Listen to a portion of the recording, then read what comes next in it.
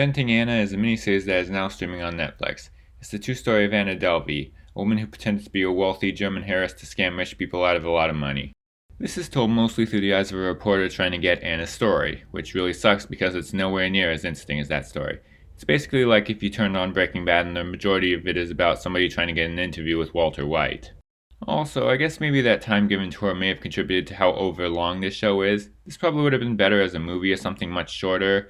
Now, there are 9 episodes, and for a long stretch in the middle it just slows down with all this filler. What's more, all but 2 are over an hour long. The last episode's almost 90 minutes, so basically even the individual episodes feel too long for their own good. And the fake accent of the woman playing Anna is really bad.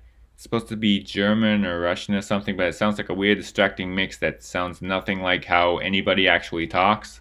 But I guess the story is interesting when it's moving forward. Once again, this probably could have made a decent movie or something. If you don't mind bad accents and having things drag on, then this could probably be a good watch. Everyone else stay away. Oh, Anna's son. Hurry, step right this way, folks, for the most extravagant array of refreshment goodies ever assembled under one roof. Enjoy breathtaking, taste-tempting candies of finest quality. Enjoy popcorn, exploded into tender, delicious, crispy bites of crunchy goodness. Enjoy the tops in cool, refreshing soft drinks. Step right in the lobby, folks. If you want to enjoy some refreshments, this is your opportunity. There will now be a short intermission.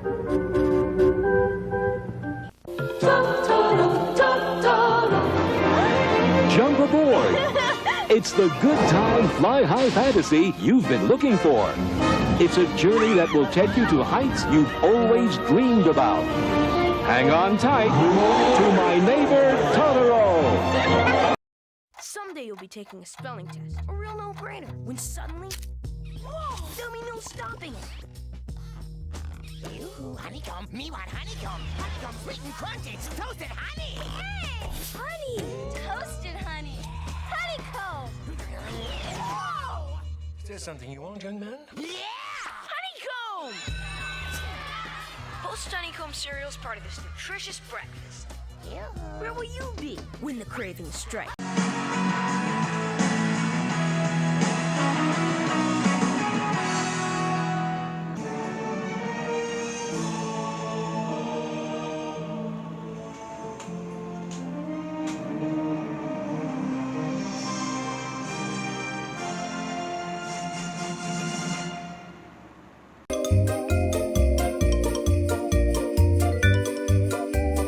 Turning Red is Pixar's newest film, now streaming on Disney Plus because Disney can't let us have nice things. Directed by Domi Shi, who previously made the excellent Pixar short Bao. She also wrote this movie alongside Juliet Cho, a writer for Fringe, Halt and Catch Fire, and Big Love, and Sarah Stryker, a writer for Daredevil. It takes place in Toronto in 2002, where a Chinese-Canadian girl is at the age where she finds out that due to a curse on her family, she turns into a red panda with any strong emotion.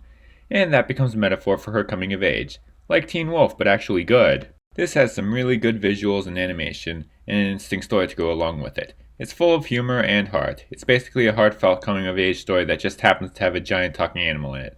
It has a style and sense of humor that could sometimes get annoying. OMG!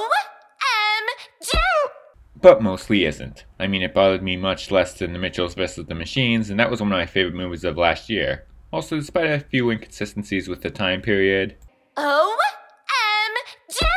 I'm still glad that it's one of the few movies that's about the 2000s, which is where I spent most of my childhood. I've officially caught up to the nostalgic pandering trend.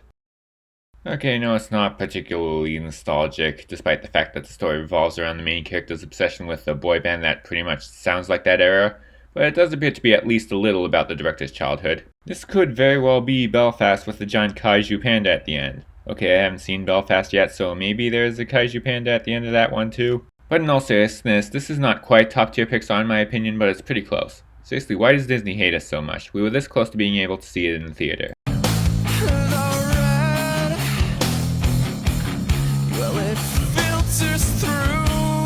By the way, you could have heard my thoughts earlier if you had joined the second tier of my Patreon.